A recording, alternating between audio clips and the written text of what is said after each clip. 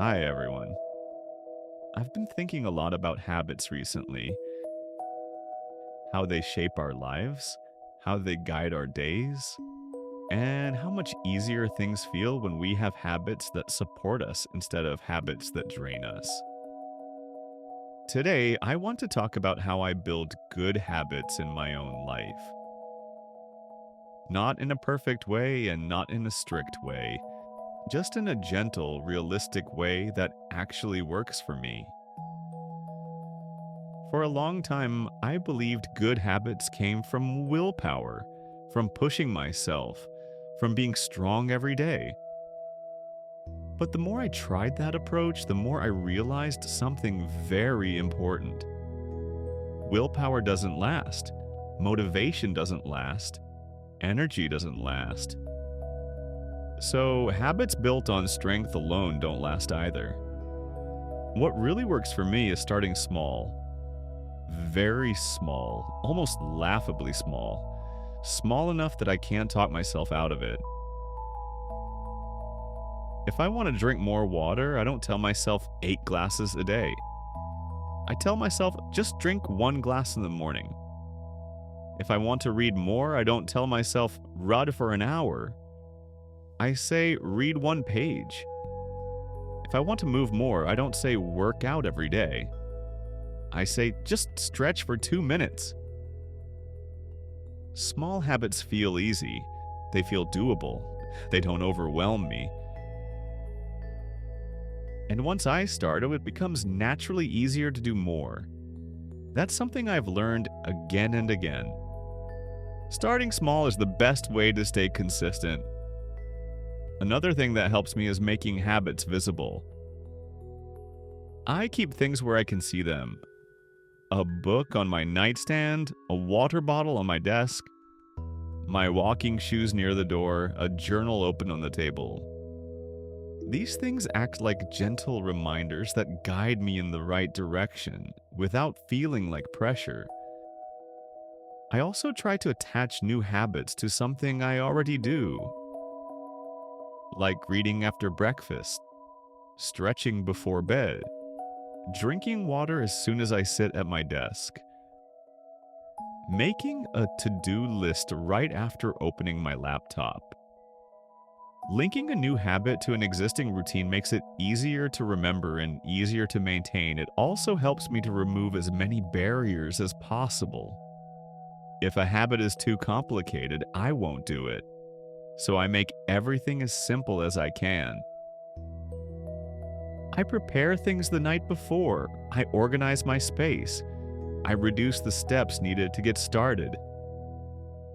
The easier a habit feels, the more likely I am to stay consistent with it. And consistency is the heart of every good habit. Not intensity, not perfection, just consistency. There are many days when I don't feel like doing anything. Days when I feel tired or stressed or unmotivated. In the past, I used to feel disappointed in myself on those days. I used to feel like I failed just because I didn't feel motivated. But now I see things differently. I learned that habits aren't built on the easy days, they're built on the difficult ones. On the days when I do a little, even when I don't feel like it, I don't have to do a lot, I just have to show up for a few minutes. Just enough to keep the habit alive. Just enough to remind myself that I can return even after a slow day. Returning is one of the most important lessons I've learned about good habits. Missing a day is normal. Missing 2 days is normal. Life gets busy. Life gets complicated, but the key is coming back. Not restarting, not punishing myself, just returning calmly, without guilt, without pressure. Building good habits also means being patient with myself. Habits don't grow overnight. They take time. They take repetition. They take patience. And I try to remind myself that slow progress is still progress. Sometimes I need to adjust my habits. Sometimes I need to make them even smaller, simpler, more realistic, because a good habit should fit my real life, not my ideal version of life. And honestly, the habits that stay with me the longest are the ones that feel natural, the ones that blend into my day without feeling like work, the ones that make my life feel a little lighter, a little clearer, a little more balanced. Another thing that helps me is tracking my habits in a simple, gentle way. I don't write long journal entries, I don't create complicated charts. I just make a small mark each time I complete a habit. A check mark, a dot, a tiny reminder that I showed up today. Seeing those marks add up gives me a sense of momentum, a sense of pride, a sense that I'm moving in the right direction. I also speak kindly to myself throughout the process. Good habits don't grow in a harsh environment. They grow in a supportive one. So instead of saying, I should do more, I say, I'm proud I did something, even if that something was tiny. Good habits are built on encouragement, not guilt. It also helps to celebrate small wins. Finishing a small task, drinking more water, reading a page, taking a short walk. These wins seem small, but they strengthen my motivation. They remind me that I'm capable of showing up for myself. One thing I've realized is that habits build identity. Every time I repeat a habit, I'm telling myself, this is who I'm becoming. Someone who takes care of themselves. Someone who tries. Someone who returns. Someone who grows bit by bit.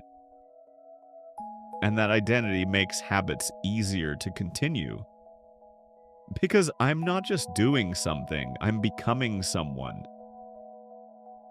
Staying flexible also matters to me. If a habit stops working, I don't force it. I change it. I adjust it. I make it fit me again because life changes and my routines need to change with it. Good habits aren't rigid. They're adaptive. They move with me. And the more I build habits gently, the more I actually enjoy them. They feel less like pressure and more like support. When people think of good habits, they often imagine discipline. But I've found that kindness is just as important. Encouragement is just as important. Being gentle with myself is just as important. Because a habit built on fear won't last. But a habit built on care will stay with me even on the hard days. So when I think about how I build good habits, it comes down to a few simple things. Start small, make it easy. Keep it visible. Return when I fall off. Be patient. Stay flexible. Use kindness. Celebrate small wins. And trust the process. Good habits grow slowly, but they grow steadily when I give them space to.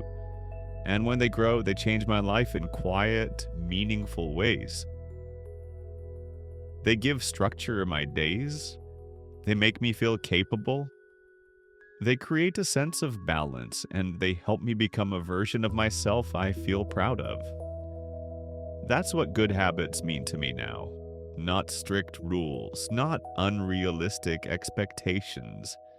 Just small actions done consistently with intention and care. Thank you for spending this time with me today. I hope this helped you think about your own habits too. And whatever habits you're trying to build, I hope you approach them gently, patiently, and with a lot of kindness toward yourself. I'll see you in the next episode. Take care and have a good day.